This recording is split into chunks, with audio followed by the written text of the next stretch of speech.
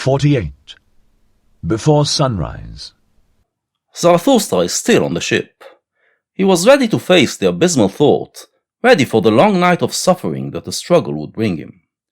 But the night came and went, and the abysmal thought refused to present itself. Instead, by the end of the night he started feeling good and happy again. The ordeal had been averted, for now. The sun is about to rise, symbolizing a time when he will see his path clearly once more. Before that, however, we get some more contemplation.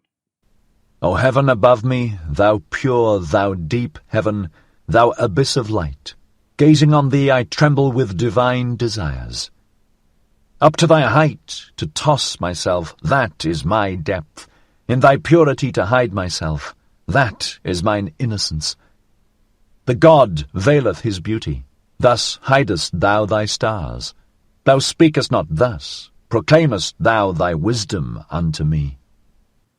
The night is over, and he can see the sky again. Gazing at it, Zarathustra imagines that he is gazing into an endless abyss, which draws him to it. But it is an abyss that represents a rise, not a fall. The sky hides the stars, which, as we know, are metaphors for loftier values, so by looking into it, he imagines that he is trying to uncover those values. Mute o'er the raging sea hast thou risen for me today. Thy love and thy modesty make a revelation unto my raging soul. In that thou camest unto me beautiful, veiled in thy beauty. In that thou spakest unto me mutely, obvious in thy wisdom. Oh, how could I fail to divine all the modesty of thy soul? Before the sun didst thou come unto me, the lonesomest one. The sky became light, as it does, before the sun came up. The sun symbolizes seeing things clearly. Zarathustra realizes here that there is something deeper than seeing things clearly, something that is symbolized by the heavens just before sunrise. What draws him in is their beauty. It is his aesthetic sense that guides him, even before his rationality kicks in. Beauty is not something that can be rationally explained, nor should it be. It precedes rationality, precedes seeing things clearly, and it is the thing that should guide us in our quest for truth. We have been friends from the beginning. To us are grief, gruesomeness, and ground common. Even the sun is common to us. We do not speak to each other because we know too much. We keep silent to each other. We smile our knowledge to each other. Art thou not the light of my fire? Hast thou not the sister soul of mine insight? He is still talking to the sky here. What he says, basically, is that their connection could not be put into words, since words are creations of the rational mind. It's a connection that is deeper than words. Together did we learn everything. Together did we learn to ascend beyond ourselves to ourselves, and to smile uncloudedly. Ascending beyond ourselves to ourselves is one of the best descriptions of self-surpassing in Nietzsche's work. In self-surpassing, you surpass who you are at the moment and create someone greater, who becomes your new self. Thus, you have ascended to yourself, to the self that was already in you, begging to be expressed. Since you are still in your old self when you perform the act of self-surpassing, you have no rationality to explain your new self. It is your aesthetic sense that guides you, that compels you to reshape yourself, and the rational terms to explain it come later. Zarathustra expresses this idea through the metaphor of connecting to the sky, and smiling to each other uncloudedly. At the moment of self-surpassing, you become one with your aesthetic sense, and there are no clouds hindering the connection between you. Uncloudedly to smile down out of luminous eyes, and out of miles of distance, when under us constraint and purpose and guilt steam like rain. And wandered I alone, for what did my soul hunger by night, and in labyrinthine paths, and climbed I mountains? Whom did I ever seek, if not thee, upon mountains? And all my wandering and mountain climbing, a necessity was it merely, and a makeshift of the unhandy one. To fly only wanteth mine entire will, to fly into thee. Remember, Self-surpassing is the highest joy. The moment when you achieve self-surpassing is the moment when you feel like you rose above any constraint, or purpose, or guilt. You know that this is your truth, at this moment, and you become pure and overflowing with joy. All the struggle and climbing are done not to get to any end goal, but to achieve this joy. And it is the aesthetic sense that guides you on your way. Note, Zarathustra is teetering between two positions. Sometimes he says that the goal is to save humanity by creating the Superman, and the self-surpassings are steps towards achieving that goal. At other times he says that the self-surpassing is the goal, and the target of the Superman is only there in order to compel him to struggle and climb, because this is how you achieve self-surpassing. He seems to be a lot happier with holding the latter position, and yet he cannot give up on the former. And what have I hated more than passing clouds, and whatever tainteth thee? And mine own hatred have I even hated, because it tainted thee. The passing clouds I detest, those stealthy cats of prey. They take from thee and me what is common to us, the vast unbounded yea and amen saying. These mediators and mixers we detest, the passing clouds, those half and half ones that have neither learned to bless nor to curse from the heart. In his previous book, The Gay Science, Nietzsche wrote that, "I wish to be at any time hereafter only a yea-sayer." It was written at a moment when he felt good about the world and about life, having recently overcome one of the worst bouts of his illness, and he resolved to find only beauty in the world. He acknowledged that the world also has ugliness in it, but he decided to simply look away from it and celebrate the beautiful. But in the Grave Song, Zarathustra told us that his enemies stole away that resolve, in making the beautiful things ugly. In a way, the Superman was the answer to that, a project aiming to make humanity transcend these types of people, and turn all that is bad and ugly into good and beautiful. Here, he says that the sky is with him in wanting to say yea and amen about life. In other words, that this comes from his aesthetic sense, that finds beauty in the world, and thus makes earthly life joyful. But, again, there are those who try to destroy this bliss. Here, he specifies that they are those who are not pure in their emotions, and cannot bless or curse from the heart. He likens them to clouds that tarnish the purity of the blue sky. Rather will I sit in a tub under a closed heaven, rather will I sit in the abyss without heaven, than see thee, thou luminous heaven, tainted with passing clouds. And oft have I longed to pin them fast with the jagged gold wires of lightning, that I might, like the thunder, beat the drum upon their kettle bellies. An angry drummer, because they rob me of thy yea and amen. Thou heaven above me, thou pure, thou luminous heaven, thou abyss of light, because they rob thee of my yea and amen. Beauty is found in purity, because purity is powerful. It doesn't matter if it is good power or wicked power. They are both beautiful. But anything that is milquetoast offends his aesthetic sense, and upsets him more than pretty much anything else. The sentiment here reminds us of what he sang in the Grave Song, as he says that seeing beauty being tarnished makes him want to give up on beauty altogether. For rather will I have noise and thunders and tempest blasts than this discreet doubting cat repose. And also amongst men do I hate most of all the soft treaders, and half ones, and the doubting, hesitating, passing clouds.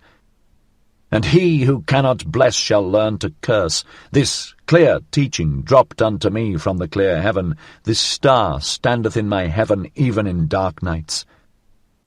Either bless with all your heart, or curse with all your heart. Both are acceptable to Zarathustra. Both are powerful and moving and gratify his aesthetic sense. But those who try to go in between are detestable. I, however, am a blesser and a yea-sayer. If thou be but around me, thou pure, thou luminous heaven, thou abyss of light, into all abysses do I then carry my beneficent yea-saying. A blesser have I become and a yea-sayer, And therefore strove I long, and was a striver, that I might one day get my hands free for blessing. His long journey, says Zarathustra, taught him to find the beauty in many things and bless them. This is what self-surpassing does. It turns something that previously was bad and ugly, and brought you suffering, into something that you reshaped into beauty and pleasure. After he did that so many times, he can now descend into all the abysses of suffering, and bring his positive spirit into them, to transform them and lead the people out.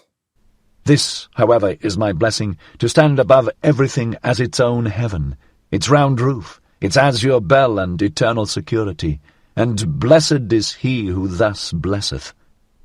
In the previous passage, it seemed like he is saying that he is going to descend into all the abysses of suffering and bring them his blessing, to help the people out. Here, he corrects this impression. He is not going to descend into the abysses, at least not those he already worked his way out of. He is not like Plato's philosopher, who goes back into the cave. Instead, he is going to be the sky above them, which draws the people to it and thus helps them out. In other words, he is going to present a happy way of life for people to idolize, and let them work their way out of their suffering on their own. For all things are baptized at the font of eternity, and beyond good and evil. Good and evil themselves, however, are but fugitive shadows and damp afflictions and passing clouds. This is something new. Wasn't it Zarathustra who told us that all the imperishable, that's what a simile? He's been teaching us that everything is perishable, and nothing is eternal. So where does this talk of eternity as the font of all things come from? We see here that Zarathustra does believe that there is eternity, but nothing that is eternally good or eternally bad. Everything that is constructed perishes eventually, including values. They can only be called good or bad at a certain point in time, but not eternally. Verily it is a blessing and not a blasphemy when I teach that, above all things, there standeth the heaven of chance, the heaven of innocence, the heaven of hazard, the heaven of wantonness.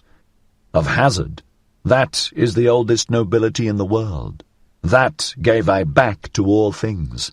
I emancipated them from bondage under purpose. This freedom and celestial serenity did I put like an azure bell above all things, when I taught that over them and through them no eternal will willeth. This is what is eternal, the chaos of existence.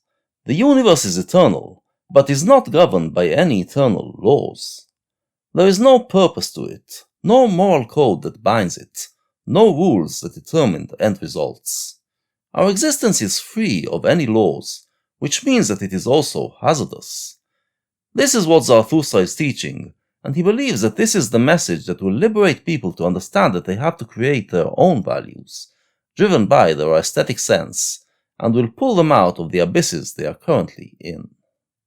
This wantonness and folly did I put in place of that will, when I taught that in everything there is one thing impossible, rationality. A little reason, to be sure, a germ of wisdom scattered from star to star. This leaven is mixed in all things. For the sake of folly, wisdom is mixed in all things. A little wisdom is indeed possible, but this blessed security have I found in all things, that they prefer to dance on the feet of chance. The universe isn't rational. Our existence is ruled by chaos and chance. Thus, we must use our rationality and wisdom not to try to discover the laws of the universe, but to figure out how to live within it, how to make our hazardous existence joyful, how to dance our way through the chaos. O heaven above me, thou pure, thou lofty heaven, this is now thy purity unto me, that there is no eternal reason spider and reason cobweb. That thou art to me a dancing floor for divine chances, that thou art to me a table of the gods for divine dice and dice players. The spider metaphor refers to those who try to create a philosophical system that encompasses and explains everything. They are likened to a spider that tries to make everything part of its cobweb. Eternity laughs at such spiders. The cobweb is just a short-lived creation within the vast fields of time. Instead of trying to weave such webs, he embraces this chaotic universe, in which existence is like a game of chance. But thou blushest? Have I spoken unspeakable things? Have I abused when I meant to bless thee? Or is it the shame of being two of us that maketh thee blush? Dost thou bid me go and be silent, because now day cometh? The sun is just about to rise, and the sky begins to glow. Zarathustra imagines that it is blushing, because he has said things that are not meant to be said. Humans are not supposed to figure out the fact that the universe is chaotic. They are supposed to be looking for the eternal order behind all things. The day represents rationality, seeing order in things. But he had this moment of clarity, just before day came, in which he realized that any order he can find during the day is just temporary, and will eventually be washed away by the sea of time. The world is deep, and deeper than e'er the day could read. Not everything may be uttered in presence of day, but day cometh, so let us part. O heaven above me, thou modest one, thou glowing one, O thou my happiness before sunrise, the day cometh, so let us part. Thus spake Zarathustra. The moment of clarity has passed. We understood that there are no eternal laws. But we can't live without laws to put order in our life. So we embrace the light of day again, setting out to impose our own order, guided first by our aesthetic sense and then by our reason, and live by it.